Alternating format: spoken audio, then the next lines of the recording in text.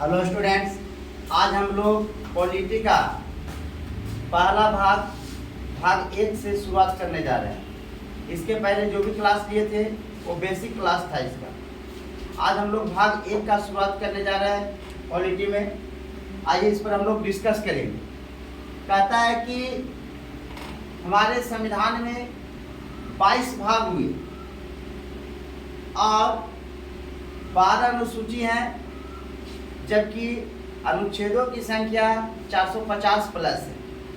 इसमें से आज हम लोग पहला भाग का डिस्कस करने जा रहे हैं। इसी प्रकार से हम लोग 22 भाग का डिस्कशन करेंगे तो हम लोग का पॉलिटी क्या हो जाएगा, समाप्त।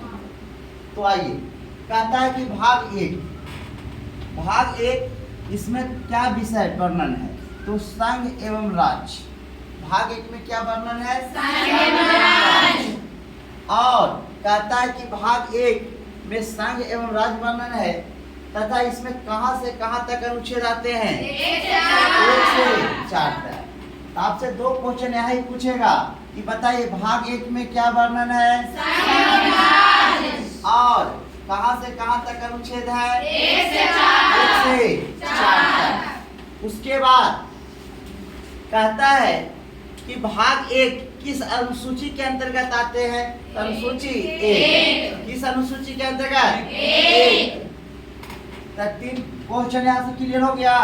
पहला पूछेगा भाग 1 में क्या वर्णन है, संघ एवं राज्य।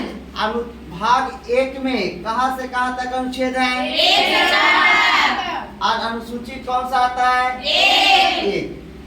आप देखिए हम लोग डिस्कस करेंगे 1, 2, 3, 4 चारों अनुच्छेद के बारे में डिस्कस करेंगे। तो आइए, कहता है कि अनुच्छेद 1 भारत राज्यों का संघ है। कहने का मतलब है कि भारत जो देश है यहाँ बहुत सारे राज्य को मिला के एक संघ बनाया गया। भारत राज्यों का संघ है।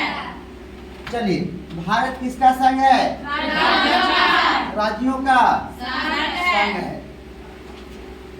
देखिए राज्य का संघ है, बहुत सारा राज्य मिला के भारत देश बना, ठीक है। तो राज्यों का क्या हो गया, संघ। अब कहता है कि राज्यों के नाम को पहली अनुसूची में रखा गया है। भारत में कौन कौन सा राज्य है उसको हम लोग कैसे पता करें, तो अनुसूची फर्स्ट में इस सब का लिस्ट दिया गया है कि कौन कौन सा राज्य भारत का हिस्सा है। तो पहला अनुसूची में सबका वर्णन है। तो पूछता है, आप देखिए जब राज्यों के नाम का वर्णन पहला अनुसूची में है तो आपसे क्वेश्चन पूछेगा कि जब कोई नया राज्य का निर्माण हो या जब कोई राज्य विघटित होगा तो किस अनुसूची में परिवर्तन होगा, तो अनुसूची 1। अब कोई नया राज्य बना तो उसका लिस्ट कहाँ जोड़ेंगे, अनुसूची 1 में जोड़ेंगे। तो आपसे पूछेगा कि जब कोई नए राज्य का सृजन होगा तो किस अनुसूची में बदलाव होगा, अनुसूची 1 में, क्योंकि अनुसूची 1 में सभी राज्यों के नाम का वर्णन किया गया है। 3 प्रकार के राज्य क्षेत्र होते हैं। तो 3 प्रकार का क्षेत्र क्या होता है, जो ध्यान से देखिए। एक होता है राज्य, दूसरा होता है केंद्र शासित, और तीसरा होता है अर्ध क्षेत्र। अब ध्यान से, राज्य जहां उसका अपना मुख्यमंत्री हो और राज्यपाल, जबकि केंद्र शासित प्रदेश जहां केंद्र सरकार के द्वारा शासन किया जाता है उसे केंद्र शासित प्रदेश बोलते हैं। और केंद्र शासित प्रदेश में मुख्यमंत्री और राज्यपाल नहीं होते हैं, केवल उप राज्यपाल बनाए जाते हैं। लेकिन कुछ एक्सेप्शन है, अपवाद है, जहां पर केंद्र शासित प्रदेश होते हुए भी मुख्यमंत्री हैं, समझे। उस पर भी डिस्कस करेंगे। इस पहलू में आएगा दिल्ली और केंद्र शासित प्रदेश आएंगे, जिसके बारे में बताएंगे। तो देखिए, केंद्र शासित प्रदेश वैसा प्रदेश जो केंद्र सरकार के द्वारा शासन चलाया जाए उसे केंद्र शासित प्रदेश कहते हैं। और केंद्र शासित प्रदेश में केवल उप राज्यपाल बनाए जाते हैं। क्या बनाए जाते हैं, आर्जित क्षेत्र का मतलब ये हुआ कि अगर हम किसी दूसरे देश के क्षेत्र को अपने देश में मिला लिए हैं तो वह क्षेत्र अर्जित क्षेत्र कहलाएगा। अगर किसी दूसरे देश के क्षेत्र को हम अपने देश के क्षेत्र में मिला लिए हैं तो वह क्षेत्र अर्जित होगा। भारत के पास क्या है अर्जित क्षेत्र? जीरो। भारत किसी किसी दूसरे पर कब्जा नहीं करता है। आप ध्यान से देखिए, अनुच्छेद 1 क्लियर हो गया। 2 में आइए, कहता है कि संसद राष्ट्रपति के पूर्व अनुमति पर किसी विदेशी राज्य को भारत में मिला सकता है। सुनिए, अगर किसी विदेशी भूभाग को भारत में अगर मिलाना है, किसी विदेशी भूभाग को भारत में मिलाना है, तो राष्ट्रपति महोदय से अनुमति लेना होगा। और अगर राष्ट्रपति महोदय अनुमति देते हैं तो वो विदेशी भूभाग को आप भारत में मिला सकते हैं। जैसे देखिए, कहता 35वां संविधान संशोधन 1974 के तहत सिक्किम को भारत का सह राज्य बनाया गया। ये काफी इंपॉर्टेंट पॉइंट आएगा सिक्किम से। सिक्किम भारत का हिस्सा नहीं था, तो सिक्किम भारत का हिस्सा नहीं था तो इसे भारत में मिलाना था। तो सिक्किम वासी के लोग, सिक्किम के लोग भारत के साथ रहना चाहते थे। किसके साथ रहना चाहते थे? भारत के साथ। अब उस दौरान में क्या था कि सिक्किम के लोग पहले बोले कि हमें साल भर तक आपको देखना है भारत का बिहेवियर कि कैसा भारत है। इसके लिए वह सह राज्य बनने के लिए तैयार हुआ कि हम सह राज्य बन के अभी देखेंगे साल भर कि आपका कैसा बिहेवियर है यहाँ के लोगों का। तो देखिए, 35वां संविधान संशोधन 1974 में सिक्किम भारत का सह राज्य बना था। जबकि साल भर के बाद ध्यान से देखिएगा, 36वां संविधान संशोधन 1975 में सिक्किम भारत का केमा राज्य बन गया। काफी वेरी इंपॉर्टेंट पॉइंट हो गया एग्जाम के पॉइंट ऑफ व्यू से कि पूछता है कि सिक्किम भारत का केमा राज्य बना। सिक्किम भारत का 22वां राज्य बना। इस संविधान संशोधन के तहत 36वां संविधान संशोधन 36वां संविधान संशोधन 1975 के द्वारा सिक्किम भारत का केमा राज्य बना। क्लियर हो गया? चलिए आइए अनुच्छेद 3। अनुच्छेद 3 क्या कहता है? संसद राष्ट्रपति के पूर्व अनुमति से भारत के किसी भी राज्य के नाम, सीमा, क्षेत्र में परिवर्तन कर सकता है।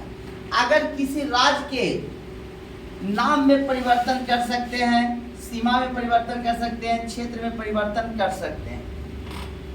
मैंने राज्य है तो उसका राज्य का नाम बदलिए। जैसे बिहार है तो बिहार का पहले बिहार बोलते थे।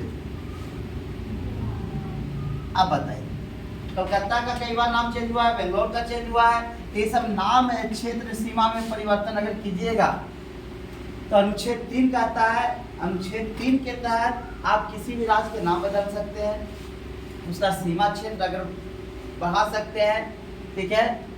तो कहता है कि नाम, सीमा, क्षेत्र में परिवर्तन आप कर सकते हैं। अगर ये सब करते हैं तो किस अनुच्छेद के अंतर्गत में? आइए, आंध्र प्रदेश देखिए, भारत में आंध्र प्रदेश से अभी अलग हुआ 2 जून 2014 को। कौन सा? तेलंगाना। आंध्र प्रदेश से कौन अलग हुआ? तेलंगाना।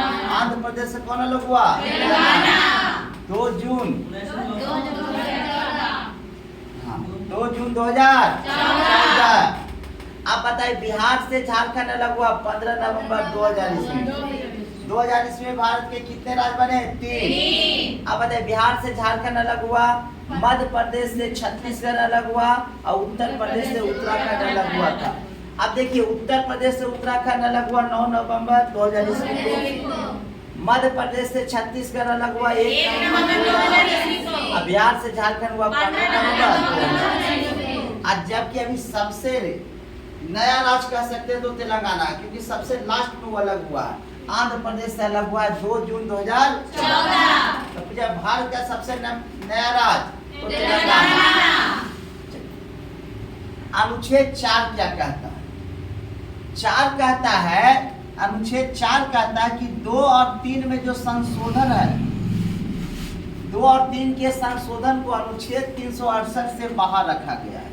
कहता है कि नए राज्य का बनना, उसके सीमा क्षेत्र में परिवर्तन, ये सबको अनुच्छेद 368 के बाहर रखा गया है। ये सब में जो परिवर्तन होगा, संशोधन होगा, उसे अनुच्छेद 368 में नहीं रखा जाएगा, ये कहता है। अतः देखिए, अतः राष्ट्रपति के हस्तक्षेप नहीं कर सकते हैं। साधारण बहुमत, ये सब जो पास करना है, नए राज्य का निर्माण, समझ गए ना।